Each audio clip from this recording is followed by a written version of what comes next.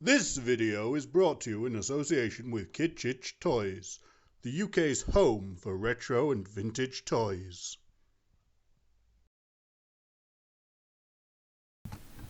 Alright, Rick Wall came back again. So another SDCC has come and gone, and once again I couldn't make it there. I swear I will one of these days, but in the meantime I figured I really should make some kind of comment about it. I've checked the news on it, seen plenty of photos, watched some videos, and these are the things I'm taking away from it.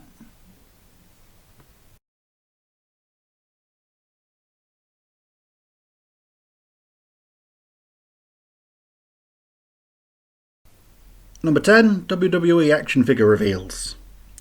Okay, so I'm not as big a wrestling fan as once I was, but there are some figures in this lineup that really do excite me, and they're long overdue. I mean, some of the NXT guys like Owens, Zayn, Balor, and my favourite, Bayley. But others are the legends like Sting, who really should have got a figure as soon as he arrived. And the British Bulldog. I mean, if he sells well, fingers crossed, I think that'll help get him into the Hall of Fame, which is definitely where he belongs.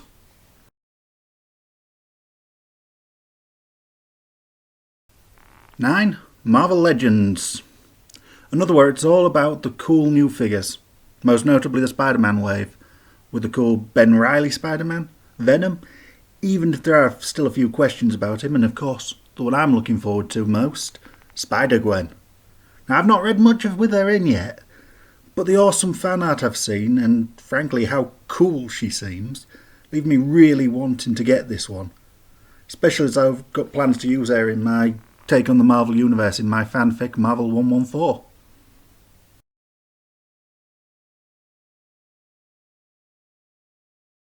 Eight, Diamond Select Ghostbusters. Okay, this line had been announced before, Toy Fair I think, but I forgot all about it until now, and wow, look at the toys they're bringing out. They look incredible. Okay, they all look like to be using the same basic sculpt, which could be an issue, but still. Also, they don't seem to have the license for Sigourney Weaver, which is a shame. We can't have everything. The line has the key things though. Looks like it's bringing us the ghosts too.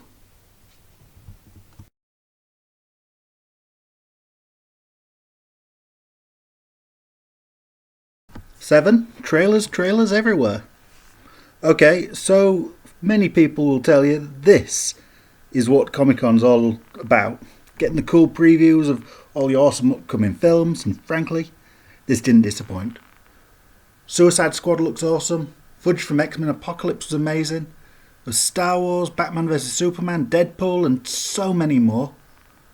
Something for everyone. Plus the trailer for a certain British sci-fi show that might get more attention later on.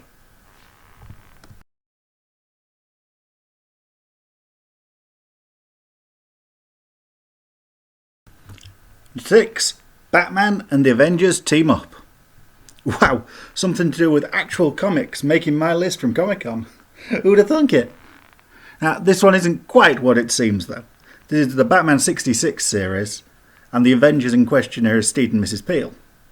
This makes the list because of how awesome the idea of the 60s two most dynamic duos teaming up, and of course as a tribute to Patrick McNee.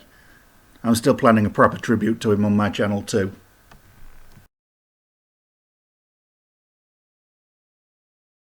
Number 5, Old Man Logan. Enough said.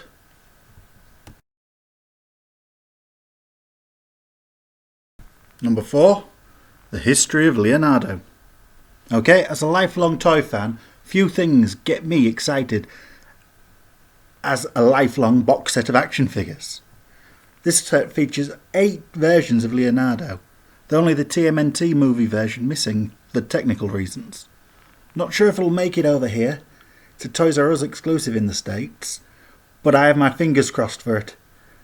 And I may hold off doing my top 10 versions of the Turtles till I actually have this to show with them.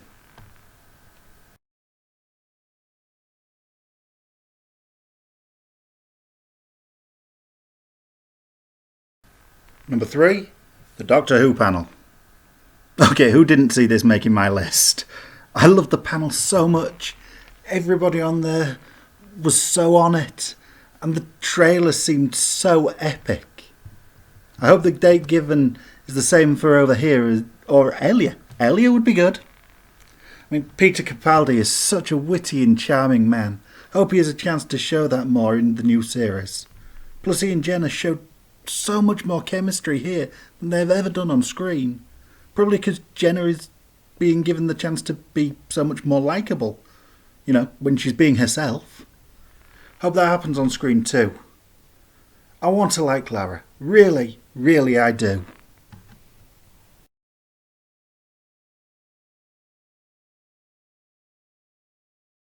Number 2, Snake Mountain. Okay, we all knew this would be at the top end of this list. How amazing is this playset? We only get to see the front and the bone throne at the minute, but that alone was enough to get me incredibly excited for this playset. I need to find a way to justify the purchase. I'm not sure that claiming tax back against it for reviewing it on here will cut it. I miss Castle Grayskull. I really want this. But I'm more at Kitchich Toys so I can afford it. Go on, go now. Actually no, hang on, stick around for number 1. Then go buy it so I can get this exciting and awesome playset.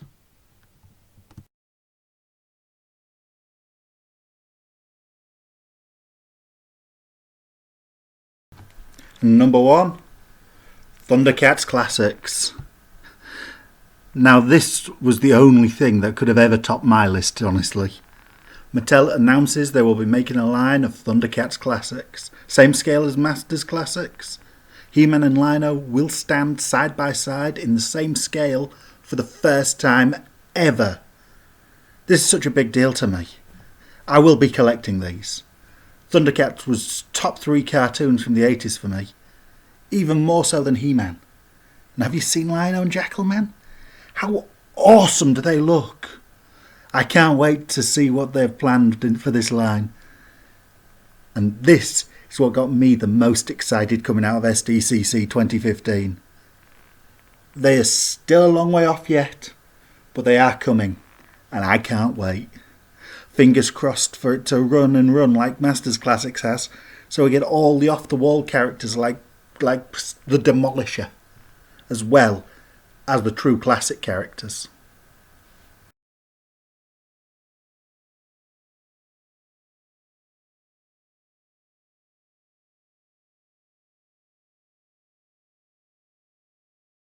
So that's my top 10 takeaways from SDCC. It's a long way from a total list of happenings there though, and I still have a lot more videos to watch to catch up on the events. But check out a lot of what the smaller companies are doing. They may not be grabbing the headlines, but there are some pretty amazing lines to discover. I'll leave you to do that and come back to Kitchich Toys. Until next time, Sithik!